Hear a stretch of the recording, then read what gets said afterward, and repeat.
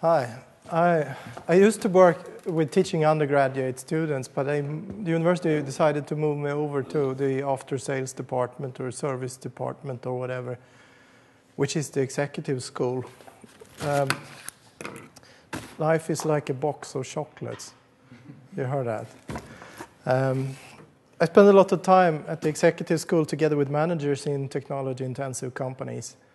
They vary from mechanical industry, software development, infra service industries like telecom and so on.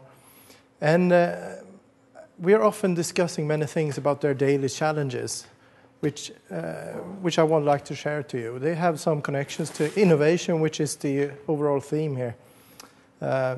Just a few reflections on that. First is they all worry about competition. Deregulation, globalization, new product development, all of that leads to more and more competition, more intense competition, which they feel almost on their body. So the first response for these companies, or for the managers of the companies, is to lower the prices to keep the customers. Lower, lower, lower. And that naturally leads over to optimizing processes, cutting costs, reducing salaries. No, not reducing salaries, reducing all other costs.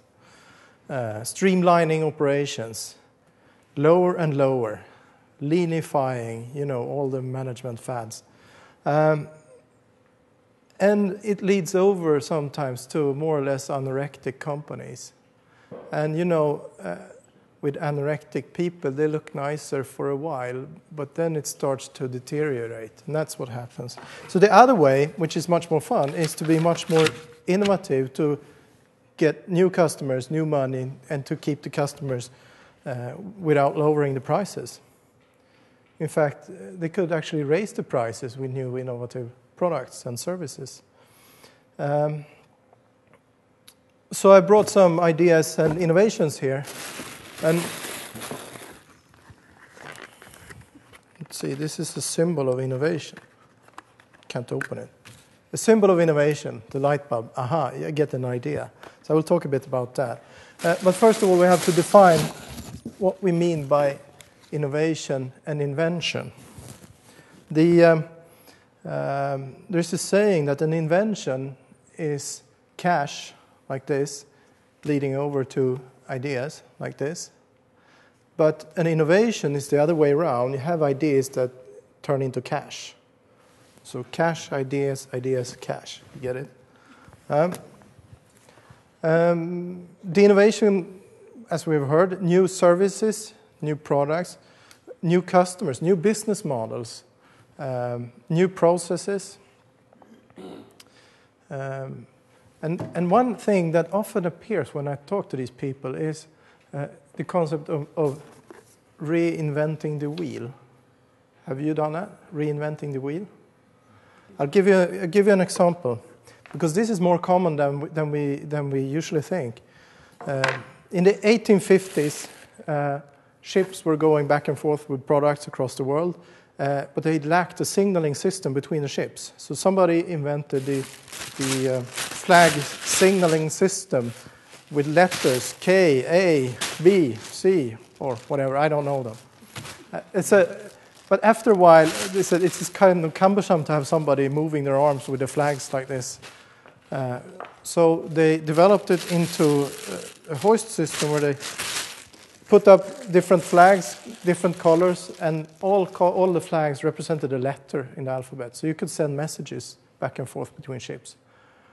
Kind of cumbersome, though, if you had long conversations, because there were many, many flags that you have to raise. And so some people invented a system for short messages, putting up 3 flags, and by that meaning, if you had the correct code book, you get the whole sentence out of it. For instance, the Royal Yacht Club in the UK, they had a special code book, like with the tow flag. 2 flags, I don't have them with me. They were sending a message from one yacht to another, like, can you lend me your band? Or have you any ladies on board? Or can you send over 2 barrels of cognac? Or something like that. Everyday messages. that invention, short messaging, appeared again in the telegraph. You know, sending messages like, can you stop, lend me, stop, your band, stop. You heard that? And then it moved on. We got telephones and so on, and then this appeared. This is my first mobile phone, and it had a fancy thing. It had short messaging services, SMS. So you can now send, kind of cumbersome also to send the whole sentences. So quite soon you developed, or somebody developed, a new language, a short language, just a few letters, and you got the meaning of it. Is that an invention, or is it a reinvention? And the latest thing, which I don't use, but I've seen it, of course, Twitter. What is that? Well, it's the old flag hoist system, but in another format. Reinvention again. So what do we learn from that? Well, first, that people tend to reinvent things again and again and again, but in a different setting, using different technology, and perhaps for different purposes. And we can use that systematically. And there are all kinds of methods available on the web where you can systematically move or help you think along certain lines. But the idea is that you take a pattern from one object, you move it into another setting, and you get a new invention. It has been used for incremental inventions like in the grocery store. Something around 90% of all products in the grocery store has a lifespan of less than 18 months. Think about the innovation processes that our foodstuff producers must master in order to release new products every 18 months. The innovation height isn't that high for those products. Definitely incremental innovation. But there are new tastes, new packages every 18 months. And they do that very much by taking a pattern, moving it, an idea or thought pattern, moving it to a different setting.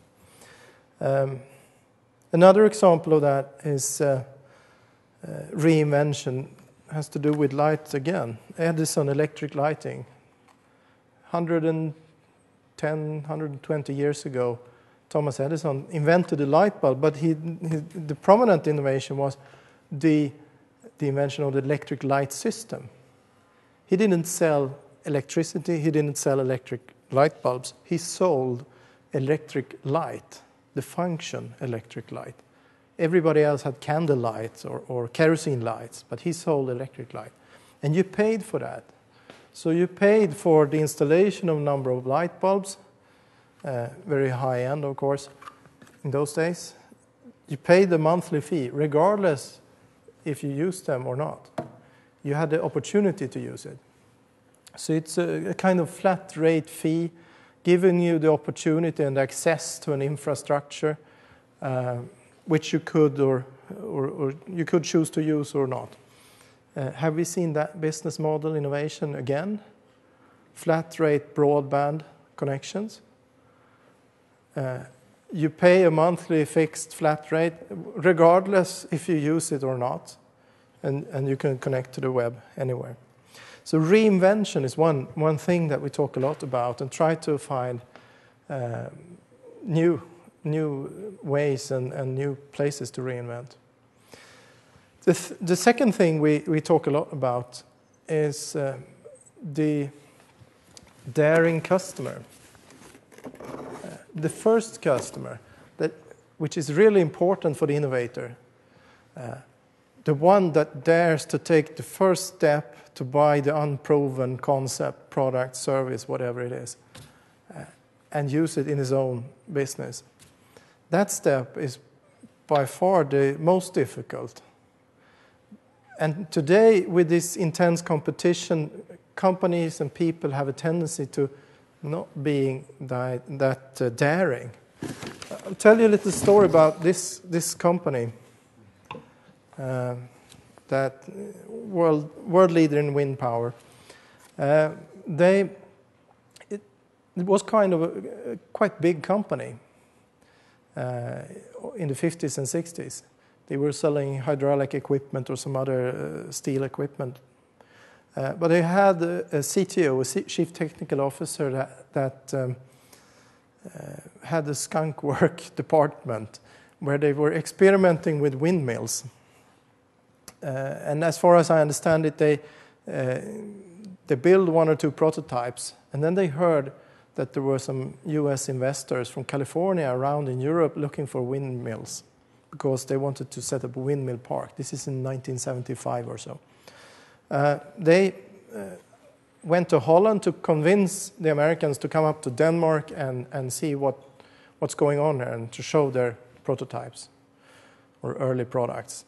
The Americans had found other suppliers, so they were not really that interested, but okay. Anyhow, it ended up, they bought 2 of these. I don't know whether or not the company told them that they hadn't sold many, or maybe perhaps only 1 or 2 before. Anyhow, they bought 2. The next year, they were satisfied. They came back and bought 158. The year after that, something between 300 or 400. The year after that, 1,200. Enormous expansion of wind power in California. Then the whole market dropped because it was a government subsidy, etc., etc. But the learning point is they were the daring customer, and without that, this company wouldn't have existed today. So where do we find the daring customer? Okay, imagine, well, statistically, it comes from this country, the elephant god Ganesha, India. 1.2, 1.3 billion people. Pure statistic, there must be a number of daring customers in that country. And of course, for religious reasons, they are reborn also. So if they fail, I mean, they could do it again and again. The other country, 1.4 billion people or something, I haven't counted. China. Statistically, a number of daring customers there too. Also, in these countries, they are growing. Their economy is growing. They haven't any alternatives. In this country, in the whole Western world, we have invested a lot already. So when somebody comes up with a new concept, we say, well, we have to weigh this against all of this that we already have. But in these countries, we come up to say, well, do you want to buy this? Well, they say, we have to weigh this against nothing. Much easier to be daring then. So we probably see a number of daring customers from these countries. And also innovators, etc. We all knew that. But for a small country like us, like Sweden, we have to think a bit different. We imagine that you're a high-tech company from planet Mars, and you have invented this carbon dioxide-free environmental energy technology, and you have done your market survey all across the universe, and you have found a white spot here, that's the planet Earth. You're going there and you're setting up operations. And you have done your market surveys. You have found out that this is the size of the population. And what do we do with that? Well, it's a kind of good market. Let's have a go on it. On the other hand, we don't know if our technology works there.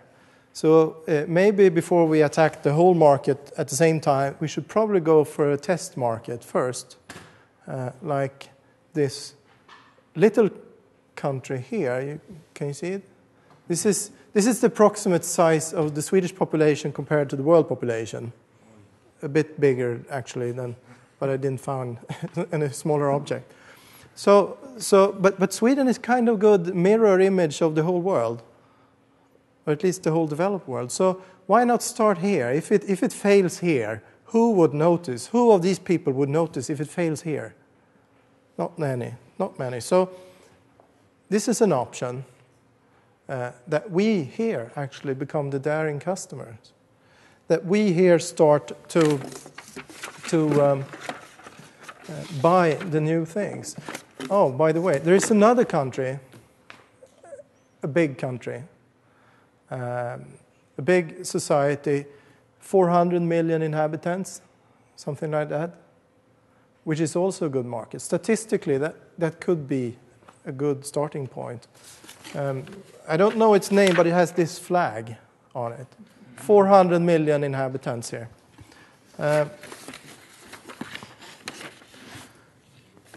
Perhaps we can find the daring customer there. But it has to do with ourselves. We all have to be more daring. And as Swedes, in general, we're not very daring. I don't know how daring you are. Are you daring people? Yes. Let's see how daring you are. Turn around and say hello to the guy behind you. Present yourself. How did it feel? Kind of daring, wasn't it? Well, after that, you will try to see if it has an innovation that you can buy, and after that, you will buy it, and then you will save the world. But to conclude this about daring customers, I would like to see where I put it. Somebody said that we shouldn't think that we should think outside the box, but I think we should think inside the box, because all the ideas are inside the box. It's just how we put them in different contexts. So hopefully I have changed your mind a little bit about customers and the importance of customers for innovation and being daring. And I found this quotation from Alice in Wonderland, which wonderfully explains how transferred you have been. The Duchess says to Alice, "Be what you would seem to be." Or, if you'd like it put more simply, never imagine yourself not to be otherwise than what it might appear to others that what you were or might have been was not otherwise than what you had been would have appeared to them to be otherwise. Thank you very much.